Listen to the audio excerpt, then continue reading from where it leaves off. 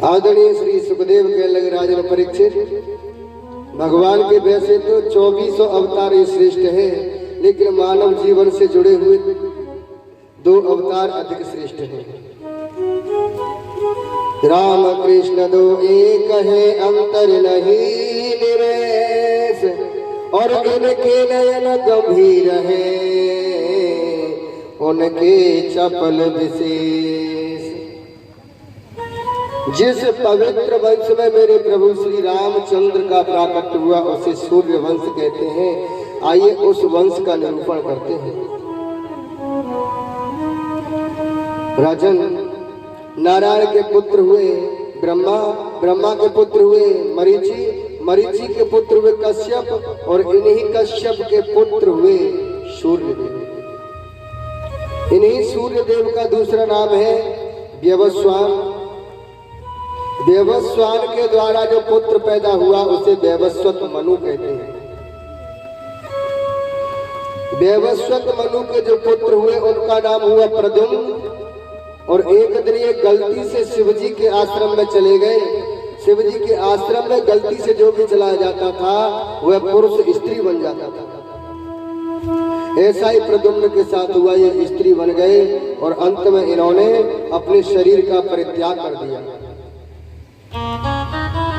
वैवस्वत मनु के मन में बहुत चिंता हुई। इनके एक और पुत्र हुए शर्याती। इनकी परम लाडली कन्या का नाम है सुकन्या। एक दिन राजा जंगल में शिकार खेलने के लिए गए तो ये सुकन्या साथ में थी। एक बगीचे में च्यवन ऋषि बैठे हुए थे तपस्या में। उनके शरीर पर दीमक चढ़ चुकी थी। उनकी आंखों को मोती समझ करके इस सुकन्या ने दोनों आंखों को फोड़ दिया।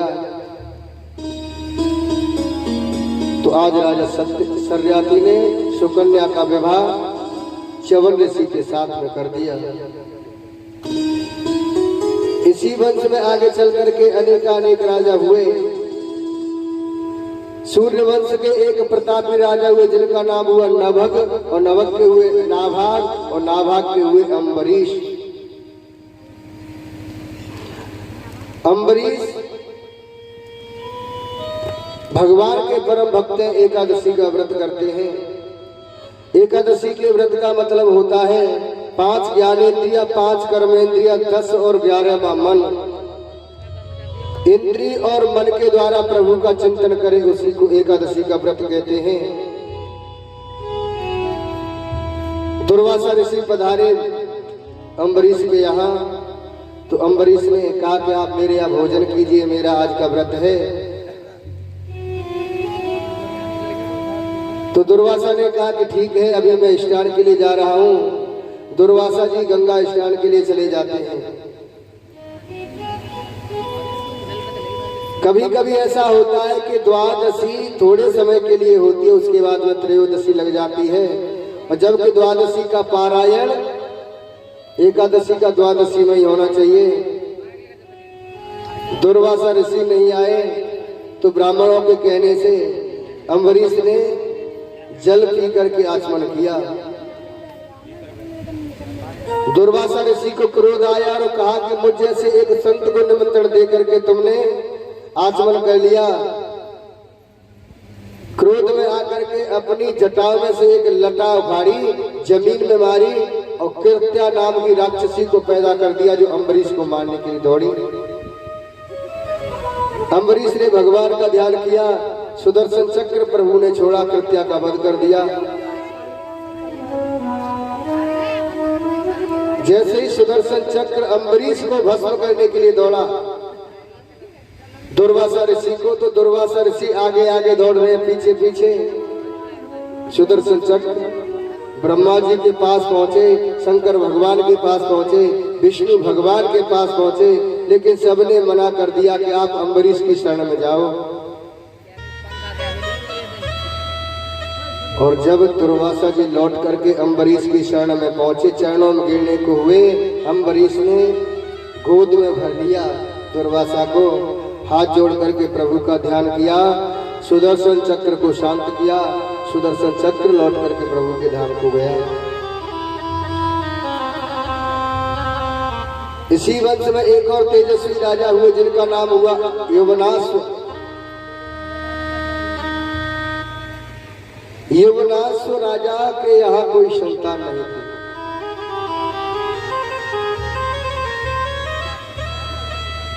सूर्य वंश की ये विशेषता हुई कि किसी के यहाँ यज्ञ के बिना कोई पुत्र नहीं हुआ, और चंद्रवंश में बिना युद्ध के किसी का विवाह नहीं हुआ। यवनाश्व राजा ने भी यज्ञ किया। यज्ञ का अभिमंत्रित जो जल था वो रानी को पिलाना था। रात्रि में राजा को प्यास लगी, रानी ने वही जल राजा को पिला दिया। वशिष्ठ देव ने कहा, राजन, यज्ञ का जल आपने पी लिया, अब तो पुत्र आपके गर्भ से ही पैदा होगा। यवनाश्व के पेट को चीरा गया। यवनाश्व के द्वारा जो बालक पैदा हुआ उसका नाम हुआ मानधाता।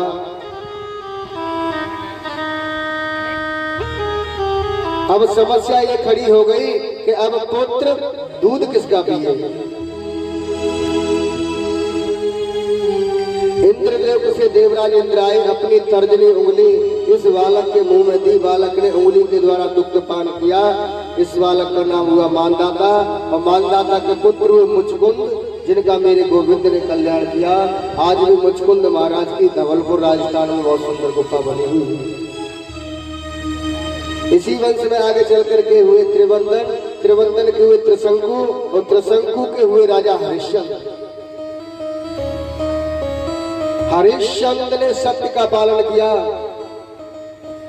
रानी तारावती पुत्र रोहित को सत्य की रक्षा की खातिर भरे बाजार में बेच दिया। मेरे गोविंद ने हरिश्चंद्र के सत्य की रक्षा की। इसी वंश में आगे चल करके एक राजा हुए जिनका नाम हुआ बाहुक।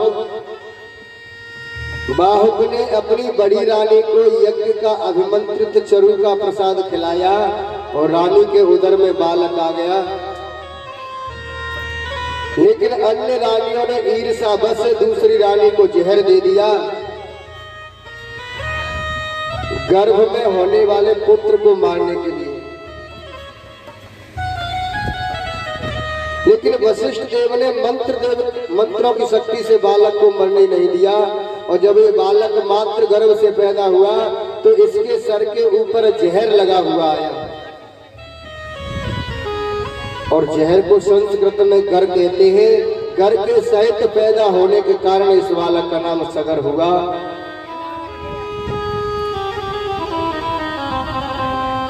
मेरे भागवत में सगर के दो पत्नियां थी, सुमति और केसनी।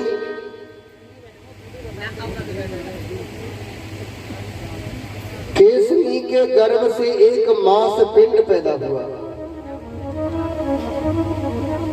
सुमति के हुए असमंजस।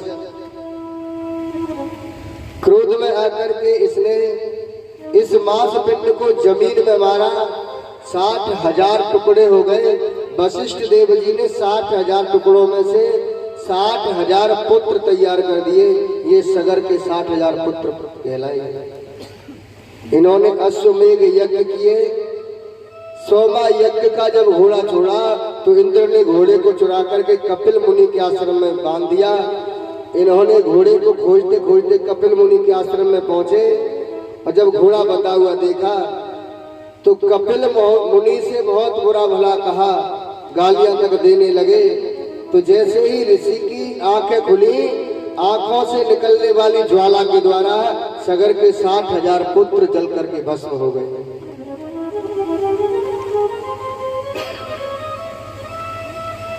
असमंजस ने तपस्या करके कपिल भगवान को प्रकट किया। प्रसन्न करने के बाद में कपिल देव ने कहा, बामन भगवान के चरणों से निकलने वाली गंगा अगर इनका स्पर्श करे तो इनका कल्याण हो जाएगा, इन्हें मुक्ति मिल जाएगी। असमंजस ने तपस्या की लेकिन गंगा मैया का दर्शन नहीं हुआ। असमंजस के पुत्र हुए अंशुमान, उन्होंने भी तपस्या की फिर भी गंगा मैया प्रकट नहीं हुई। अंशुमान के पुत्र हुए दिलीप, दिलीप ने भी तपस्या की फिर भी गंगा मैया नहीं पधारी। दलित के पुत्र हुए भागीरथ, और भागीरथ की तपस्या से गंगा मैया प्रकट हुई। तो मेरे भागवत प्रेमियों, सबसे पहले गंगा मैया ब्रह्मा जी के कमंडल से निकल करके ध्रुव लोक में पधारी, उसके बाद में सप्त ऋषि मंडल में पधारी, उसके बाद में शिव जी की जटाओं में होते हुए गंगा मैया पृथ्वी पर पधारी। आगे आगे चले जा रहे हैं भागीरथ, पीछे पीछे गंगा मैया। एक जहनु नाम के ऋषि थे, उन्होंने देखा कि ये जल की धारा कैसी आ रही है, कहीं मेरी कुटिया को नहीं बहा ले जाए। अंजलि लगाई और गंगा मैया का पान कर गए। भागीरथ ने विचार किया ये गंगा मैया कहाँ रह गई। देखा कि ऋषि गंगा मैया को पीते जा रहे हैं। ऋषि से कहा कि गंगा मैया को रास्ता दो। जैनु ऋषि ने सोचा कि गंगा मैया को मुंह के द्वारा निकालूंगा तो अपवित्र हो जाएगी। अपनी जंघा को चीरा और गंगा मैया को रास्ता दिया। गंगा मैया का नाम हो गया जाह्नवी। बोलिए जाह्नवी मैया की जय। गंगा मैया ने सगर के 60,000 पुत्रों का कल्याण किया। इसी वंश में परम तेजस्वी राजा हुए खटवांग, खटवांग के हुए दीर्घबाहु, दीर्घबाहु के हुए रघु। रघु की कीर्ति तीनों लोकों में इतनी फैली कि सूर्य वंश रघुवंश के नाम से जाना जाने लगा। और इन्हीं रघु के वंश में आगे चल करके परम तेजस्वी राजा हुए अज, और अज के पुत्र हुए राजा दशरथ, जो अयोध्या के राजा हैं।